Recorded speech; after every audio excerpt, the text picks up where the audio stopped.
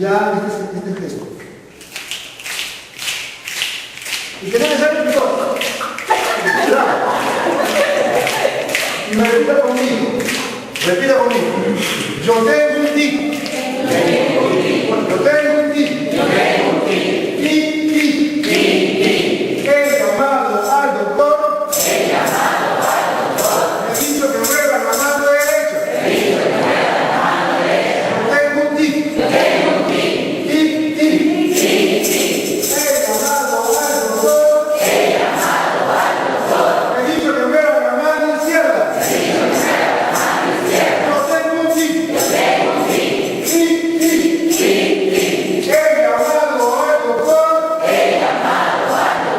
ha dicho que mueva la pierna derecha. Yo tengo un tic. He llamado al doctor. Me ha dicho que mueva la pierna izquierda. Yo tengo un tic. He llamado al doctor. Me ha dicho que mueva el hombro derecho. Yo tengo un tic. He llamado al doctor. Me ha dicho que mueva el hombro izquierdo. Yo tengo un tic. He llamado al doctor.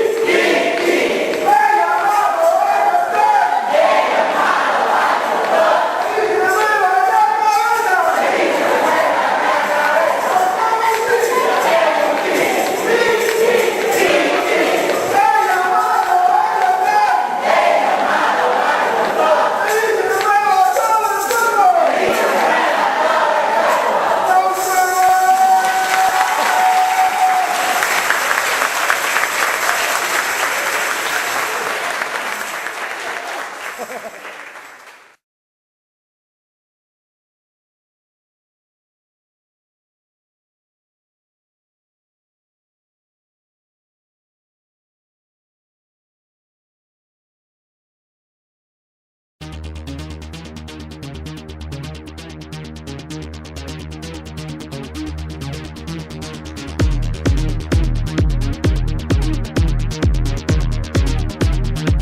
Durante los siglos 6 a 4 a.C., en las ciudades griegas surgió una nueva mentalidad, una nueva forma de verle el mundo no como algo controlado por los dioses y manejado a su capricho, sino como una inmensa máquina gobernada por unas leyes fijas e inmutables que el hombre podía llegar a comprender.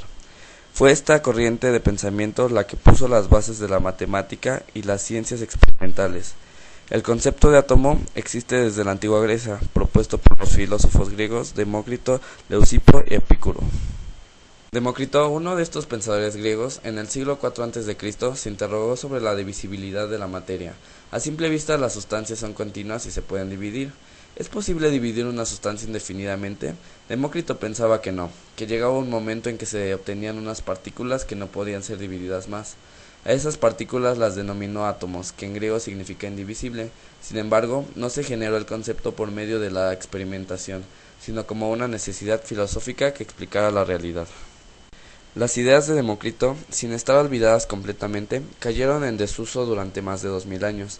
Mientras tanto, se desarrolló la química, se descubrieron nuevos elementos y se descubrieron las leyes que gobiernan las transformaciones químicas. Precisamente para explicar algunas de estas leyes, las leyes ponderales, Dalton en 1808 propuso una nueva teoría atómica.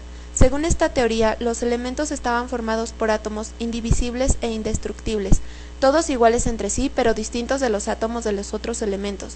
La unión de los átomos daba lugar a la variedad de sustancias conocidas, y la ruptura de las uniones entre los átomos para formar nuevas uniones era el origen de las transformaciones químicas. Luego del descubrimiento del electrón en 1897 por Joseph John Thomson, se determinó que la materia se componía de dos partes, una negativa y una positiva. La parte negativa estaba constituida por electrones, los cuales se encontraban, según este modelo, inmersos en una masa de carga positiva, a manera de pasas en un pastel, de la analogía del inglés Plant Pudding Model o uvas en gelatina. Para explicar la formación de iones positivos y negativos y la presencia de los electrones dentro de la estructura atómica, Thomson ideó un átomo parecido a un pastel de frutas. Una nube positiva que contenía las pequeñas partículas negativas, los electrones, suspendidos en ella. El número de cargas negativas era el adecuado para neutralizar la carga positiva. En el caso de que el átomo perdiera un electrón, la estructura quedaría positiva, y si ganaba, la carga final sería negativa. A partir del experimento de Rutherford, el físico del mismo nombre representó un avance sobre el modelo de Thomson, ya que sostiene que el átomo se compone de una parte positiva y una negativa. Sin embargo, a diferencia del anterior, postula que la parte positiva se concentra en un núcleo, el cual también contiene virtualmente toda la masa del átomo, mientras que los electrones se ubican en una corteza orbitando al núcleo en órbitas circulares o elípticas, con un espacio vacío entre ellos. A pesar de ser un modelo obsoleto, es la percepción más común del átomo del público no científico. Rutherford predijo la existencia del neutrón en el año 1920, por esa razón en el modelo anterior, el de Thomson, no se habla de este. El modelo de Niels Bohr es estrictamente un modelo del átomo de hidrógeno, tomando como punto de partida el modelo de Rutherford. El átomo es un pequeño sistema solar con un núcleo en el centro y electrones moviéndose alrededor del núcleo en órbitas bien definidas. Las órbitas están cuantizadas, por lo que los electrones pueden estar solo en algunas de ellas.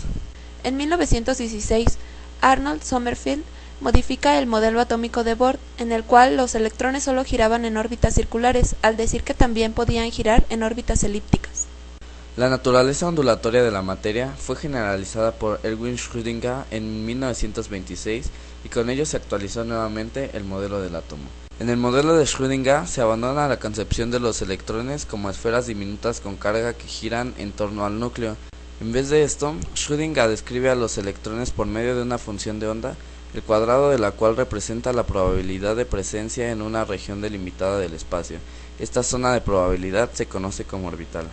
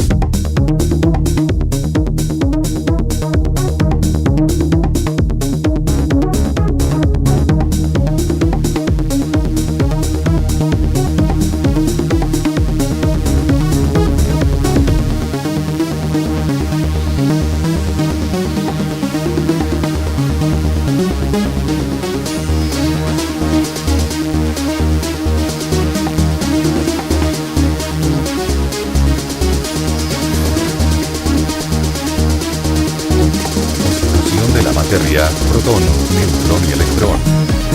Es el material de construcción de la naturaleza, se le reconoce porque posee masa y ocupa un lugar en el espacio, además en existencia es independiente si es o no percibido por nuestros sentidos.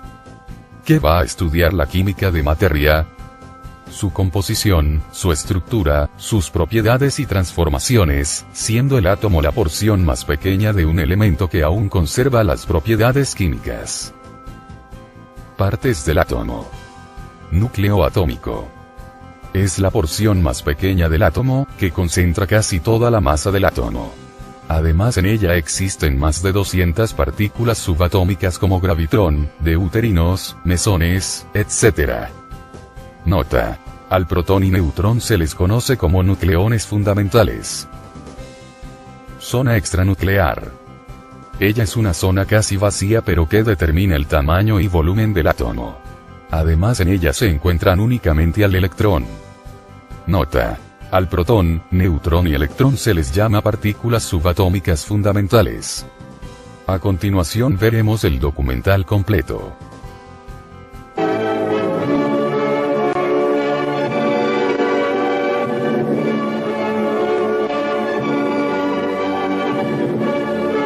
Los objetos que nos rodean están constituidos por sustancias de diversas clases.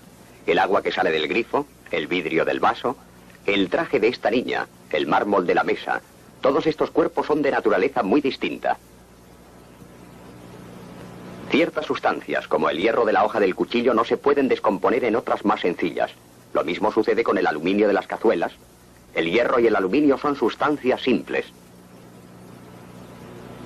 En cambio, hay sustancias que se pueden descomponer en otras. Esta cerilla se está transformando en carbón y un gas invisible que pasa a la atmósfera. Si ponemos vinagre en un vaso y le añadimos bicarbonato, se produce una efervescencia debido a que el bicarbonato se transforma, desprendiendo un gas llamado anhídrido carbónico. Los cuerpos que se pueden descomponer en otros más sencillos reciben el nombre de sustancias compuestas y los químicos conocen miles de ellas. En cambio, solo existe un centenar de cuerpos simples. En esta cocina hay varios cuerpos simples: el cobre, el aluminio, el hierro y la plata. También es un cuerpo simple el oro del anillo y el mercurio del termómetro.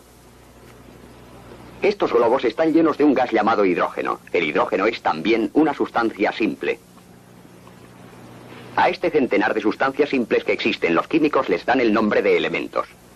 En esta tabla están anotados todos los elementos. Para no tener que escribir los nombres completos, a cada elemento se le asigna una letra o un grupo de 2 letras. A estas letras se les llama símbolo, porque simbolizan al elemento en cuestión. El símbolo es en realidad una abreviatura. Los elementos o sustancias simples están formados por unas partículas pequeñísimas, tan pequeñas que no se pueden ver ni con los más potentes microscopios. Estas partículas se llaman átomos y son indivisibles por medios químicos. Un átomo de hierro, por ejemplo, es la cantidad más pequeña de hierro que podemos imaginar. No es posible hacerla menor. Un elemento químico o cuerpo simple está constituido por billones de átomos iguales entre sí, pero diferentes para cada elemento. Los átomos de hierro son distintos de los de oxígeno. Estos difieren de los de hidrógeno. A su vez, los átomos de nitrógeno se distinguen de todos los demás. No hay 2 elementos que tengan los átomos iguales. Puesto que hay 100 elementos químicos o sustancias simples, habrán también 100 clases diferentes de átomos, una clase para cada elemento.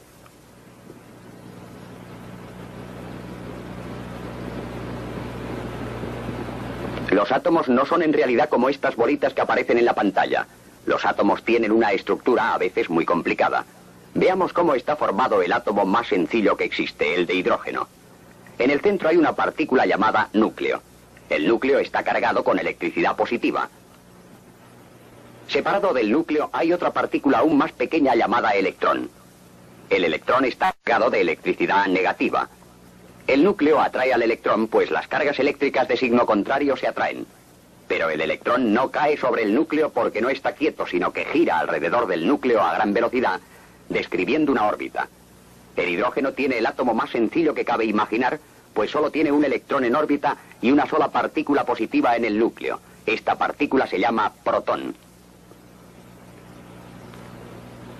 Hay otro elemento químico formado por átomos también muy sencillos. Es el helio, en cuya órbita giran 2 electrones, cada uno cargado de electricidad negativa. El núcleo del átomo de helio está formado por 2 partículas iguales a las que tenía el núcleo de hidrógeno, o sea, 2 protones. Pero además tiene 2 partículas sin carga eléctrica y que se llaman neutrones. El átomo que sigue en sencillez al de helio es el de litio, que tiene 3 electrones, 3 protones y 4 neutrones. En resumen, los componentes principales de los átomos son los electrones que están en la periferia y llevan carga negativa, los protones en número igual al de electrones y con carga eléctrica positiva, y finalmente los neutrones que no tienen ninguna carga eléctrica.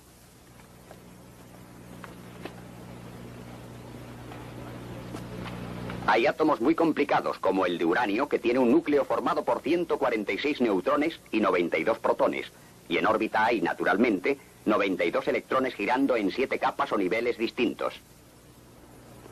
Los elementos químicos se encuentran raras veces libres a nuestro alrededor. La mayor parte de las sustancias que conocemos están formadas por la unión de dos o más elementos diferentes. El agua es la unión de un átomo de oxígeno con dos de hidrógeno.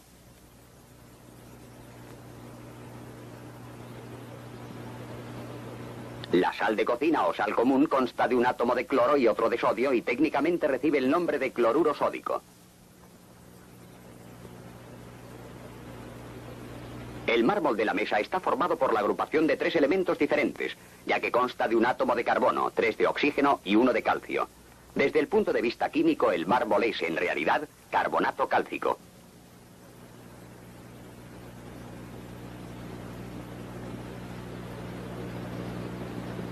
Pero hay otras sustancias como la madera o el papel que tienen una estructura todavía más complicada. A veces se unen átomos de 4, 5 o 6 elementos diferentes.